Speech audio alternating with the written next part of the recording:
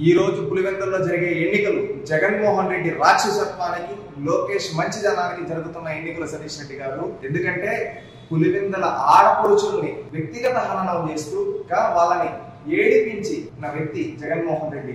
అదే విధంగా పులివెందుల్లో ఈ రోజు ఆడబిడ్డలకు అందరికీ అండగా ఉంటానని చెప్పి ఈ రోజు అక్కడ ఒక ఆడబిడ్డను నిలబెట్టి 25 ఏళ్ళగా మాకు తిరుగులేదు అనుకున్న వాళ్ళని ఓడించడానికి ఈ రోజు ఆడబిడ్డల ఆత్మగౌరవానికి, జగన్మోహన్ రెడ్డి అరాచకత్వానికి జరుగుతున్న ఎన్నికలు ఈ ఎన్నికలు.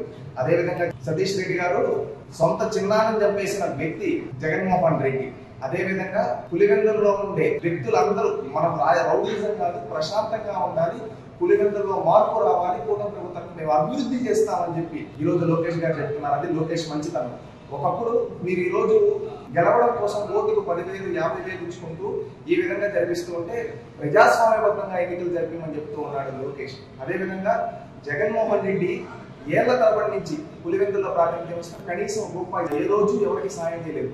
కానీ లోకేష్ గారు మంగళగిరి నియోజకవర్గంలో ప్రతిపక్షంలో ఉండి అభివృద్ధి చేశాడు. ఈ రోజు అధికారంలోకి వచ్చిన తర్వాత మరింత అభివృద్ధి చేస్తున్నాడు. ఈ అభివృద్ధి చేసి పులివెందుల ప్రజలు 40 ఏళ్లుగా మనం ఒక రాక్షసులను ఎన్నుకున్నాము.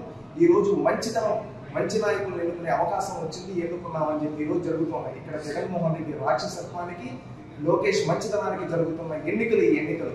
గుర్తుపెట్టుకోండి, జగన్మోహన్ రెడ్డి గారు బాబాయిని చంపేసి అదేవిధంగా సొంత అక్క చెల్లెల్ని వ్యక్తిగత హననం చేస్తూ అదేవిధంగా వాళ్ళని ఏడిపిస్తూ ఉంటే, అదేవిధంగా ప్రజల్ని గాలికి వదిలేసి ప్రజల శవాల మీద రాజకీయాలు చేస్తూ ఉంటే ఈ రోజు లోకేష్ రోడ్లు వేపిస్తూ ఉన్నాడు. అదేవిధంగా విద్యా వ్యవస్థలో మార్పులు తీసుకొని వస్తూ ఉన్నాడు. అదేవిధంగా ఎవరైనా అన్నా నాకు సహాయం కావాలంటే సహాయం చేస్తున్నాడు.